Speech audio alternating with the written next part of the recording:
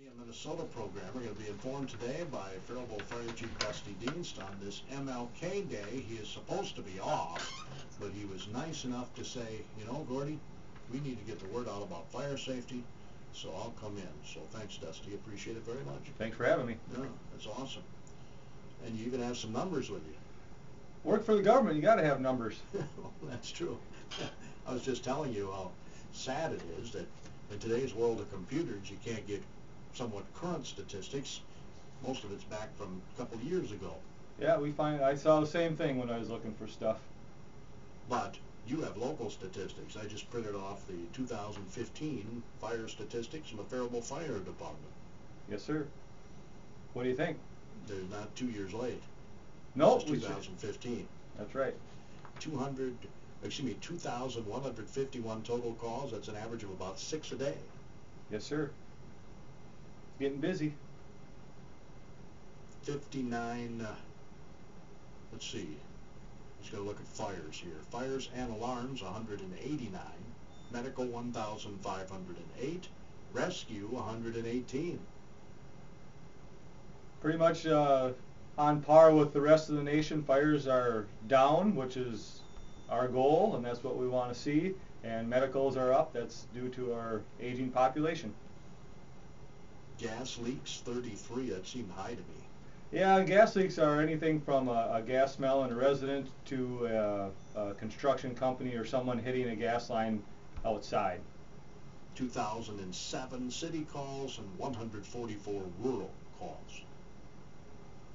So a total of 2,151. Again, that's 6 calls per day at the Faribault Fire Department. That's on average. On average. I mean, some days obviously are busier than others. Yeah, and a lot of those are unexplainable. You'll have your easy to explain, like dry, windy, warm spring days where you get some grass fires, but then there will just be a day that is just your average everyday day, and for whatever reason, it gets busy. Do you? There's no statistic on here, which I find interesting, I guess, about smoke detectors. The only ones that we do keep track of are the smoke, the fire alarms that are on there. Those are commercial systems. We keep track of false alarms, and the reason the home detectors don't show up on there that often is that we don't get called on those automatically because they're not watched by a detection company that calls it in automatically. Typically, it would have to be the homeowner calling. If your smoke detectors went off at your house, you'd have to call us, and typically you're going to walk around and try to find out what's going on. It's not an automatic call to us. And thankfully, a lot of those end up being old detectors or bad batteries. They're not, thankfully, fires most of the time. There were 11 grass or brush fires. That's about 1 a month. Yeah, and that's pretty low. That's must have I don't remember very well, but must have had a wet. Yes, we did. Cool spring. We had a wet spring. We had 6 fires in April, grass fires. 3 in March. There's 1 in May. None in June. 1 in November. Yeah, you typically will get some fall stuff. Sometime that's to do with some harvest. Either machinery may spark a corn or bean field when they're out there harvesting, but and those are a little bit different than the grass fire in the spring, because the grass fire typically, unless it gets around some buildings, isn't a real major loss. But in the fall, when you have farm machinery involved, a lot of times the farm machinery doesn't come out very well in the whole situation. It's cold outside, bitterly cold. This is the time of year when we have most of our residential fires are all cooped up inside, more so than during summer months. We're going to talk to Dusty about some fire safety tips there. Obviously, smoke alarms would be one of them. We'll go over some of these statistics, some really sad statistics concerning fire deaths so far this year. We're averaging in this country over 7 fire deaths a day. I mean, that's just kind of mind-blowing, really. We're going to talk to Dusty about that when AM Minnesota continues, but we'll continue that after our opening market report. A service of your KDHL Agri-Boost studio today.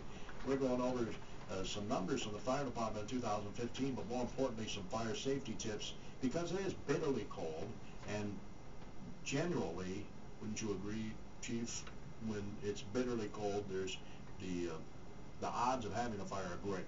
Yeah, it's a proven fact from FEMA that in January is a peak of our home fires, and typically because of heating. I mean, it's not rocket science. It's when it's coldest is when you have more things trying to keep you warm, and they all can start a fire if they're not used properly.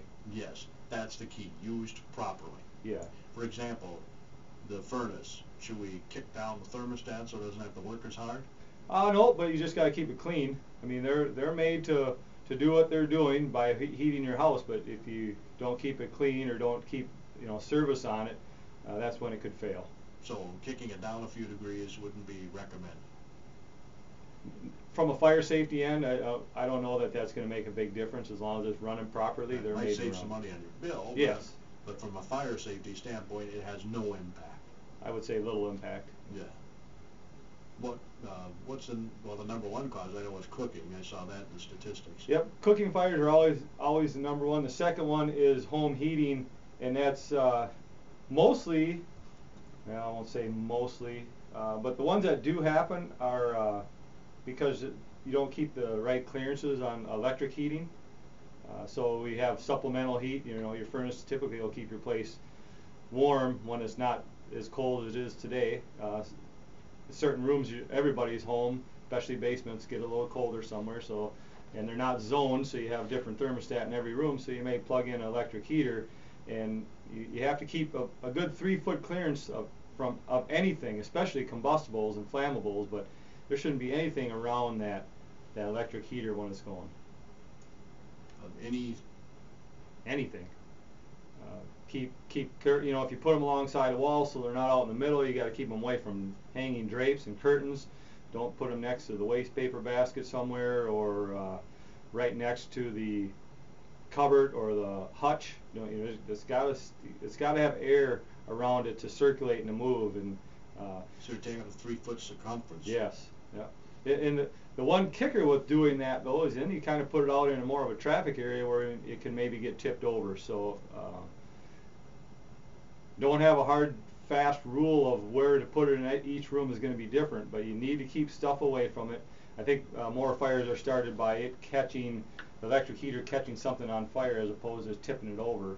But tipping it over can be a problem too. In older ones, I think newer ones now have a switch where if it gets tipped over, it shuts off. Yep. But they are hot, so if you tip it over and they go against something that's flammable, that wasn't touching it before it got tipped over. Now that could start on fire. I can't imagine too many things not being UL listed these days on the market, but that's something you want to look for, right? Yep, UL listed is very important, and UL underwriters laboratories are the ones that make sure that they have the shutoffs and the tip-over switches. I think I told you before we hit the market update, I was really blown away when I looked up the number of fire deaths so far this month nationwide. I was actually able to find that statistic. January 1st through today, 126 civilian home fire deaths have occurred in this country. That's over 7 a day. Yeah, it's sad. And virtually all fires are preventable, right? Virtually, yes. And if you get right down to it, I think they are. Most of them are human caused or lack of humans doing something like maintenance on heating systems or their stove.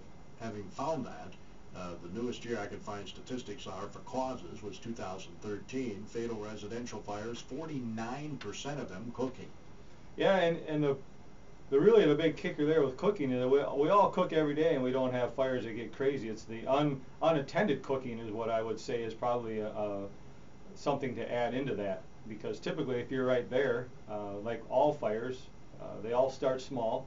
So if you see something go haywire and you actually see it, you're able to remedy it before it gets out of control. And again, you recommended once before on these airwaves, and some people may not have heard that, don't have a fire extinguisher right next to the stove. Yep, don't have a fire extinguisher right next to something that could catch on fire, because it's going to make it difficult to get to it. So you suggest having that right outside your door, you said, or inside the door, inside, but I mean right by the door. Yeah, somewhere near an exit. Really, the train of thought that we like to push through is that your first instinct should be to get out of the structure that's on fire, whether it's a big or small structure. And then, depending on what it was, say it's a waste paper basket in the kitchen, on your way out, you're thinking about getting out, but then you think, well, it wasn't that big. My extinguisher's right here. I can grab it and go back in with me. Now you're not putting yourself out by trying to get to that extinguisher first. You have it in your hand. So if the smoke allows you to get there and hit it, you can. If it doesn't, you're not trying to be a hero and get to that extinguisher, and sometimes you don't even get to it before the smoke overtakes you. How long do I need to have these extinguishers checked? You know, How often, I should say? we, in public buildings, they're checked minimally once a year, typically once a month. In your home, you should try to do the same thing. The only real check that you can do to them is look at the gauge. They all should have a gauge on them, and there should be a little yellow needle, and there's a little green area on the gauge. As long as the yellow needle is in the green, you have pressure. And then the other thing you can do is typically they're either sitting on the floor or hopefully more likely hanging on a rack, so they're easier to get to and they don't get buried by stuff. Once in a while you can tip it upside down. Inside there's pressurized propellant, and then powder. And with gravity, of course, the powder goes to the bottom and it can get caked up. And if it isn't a powder anymore, it's not going to come out and put out the fire when you pull the trigger. So you can tip it over. You might even feel the thing kind of go clunk as it shifts to the bottom. But moving around helps keep that powder in there and not get caked up. So it does need to be checked on a periodical basis. That's the only way you can have any confidence in it, is if you know that it's going to work when you need it. So keep that in mind, folks. Working smoke detectors. I think the most awesome recommendation was, I don't know when they started it, the recommendation when you spring forward and fall back your clocks to change your batteries. I think that's an awesome reminder, for me anyway. Yeah, it was sometimes we all need a little something to tie those things to, otherwise our day-to-day life is busy and we just keep on doing what we're doing. So, yep, keep fresh batteries in those things. Doesn't mean you have to throw the batteries out that were in there. You can throw those in the remote control car or something.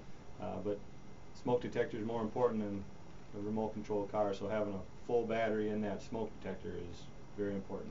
And where do we locate those smoke detectors again? You want to put one in each room, on each level of the floor. You want to put them where you're sleeping. That's the main thing. You know, most of us don't need a smoke detector to tell us there's a fire during the day when we're up walking around and we can see and smell. It's at night when we're sleeping that we don't know that the fire is growing. So they need to be where they can wake you up, and they need to be on each level of the floor.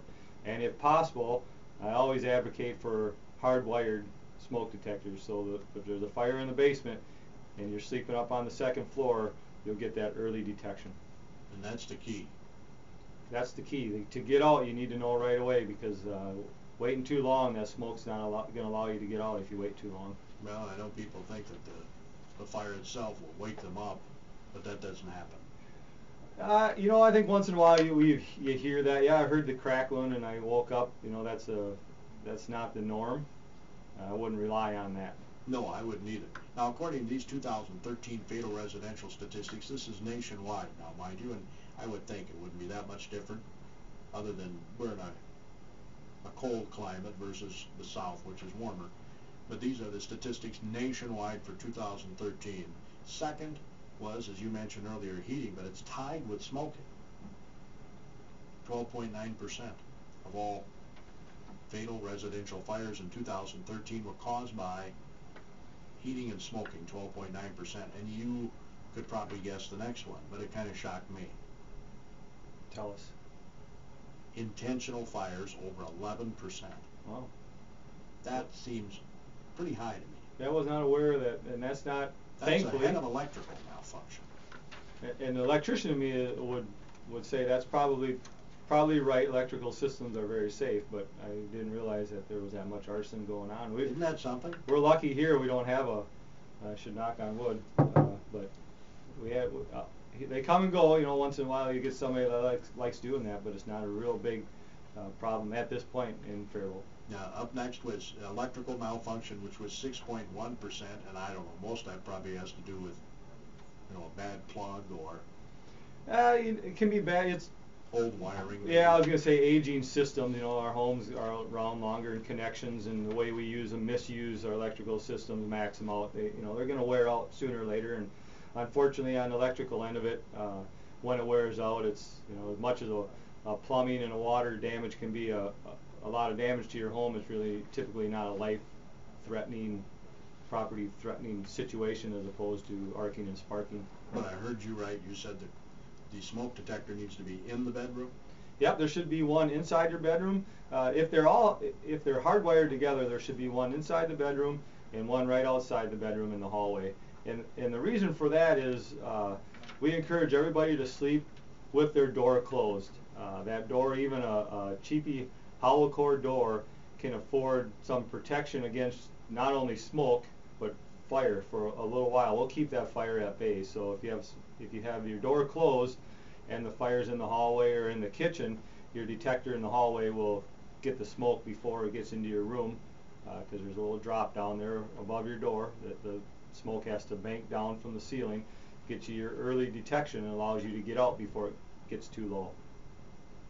That makes sense? So you have one right outside the door and in the room. Yep.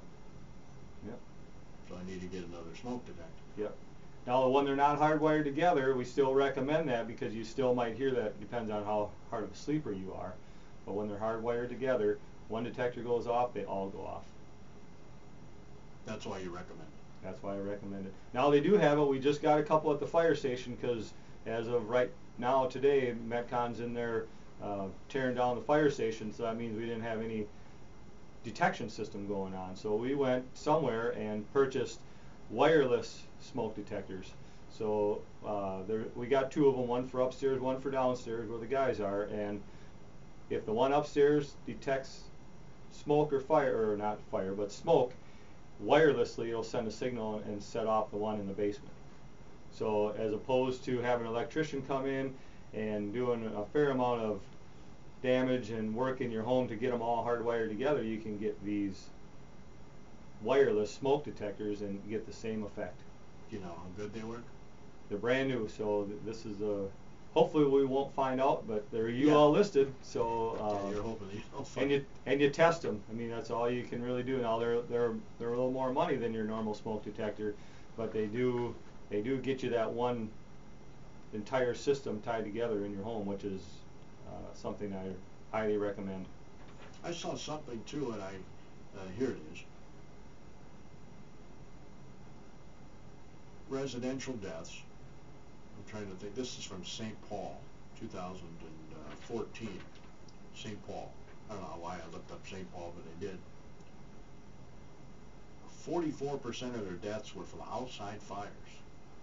I was shaking my head, scratching my head at that one. That seems kind of weird. I wonder what it depends on how they keep their records, because we do use a state system, and an outside fire, I gotta believe, is a fire that starts on the outside of the home, and oh, I see what you're saying. It can happen. We've had it happen with grills. Actually, we had one over the Christmas break where garbage cans next to the house, or we've had grills next to the house and they catch on fire and then they go up in the soffit and they get into the attic. So record keeping systems sometimes are tough. The one we use through the state is tough too, on how you bracket every fire or every emergency you go on. They don't all fall into black and white, this is what it is.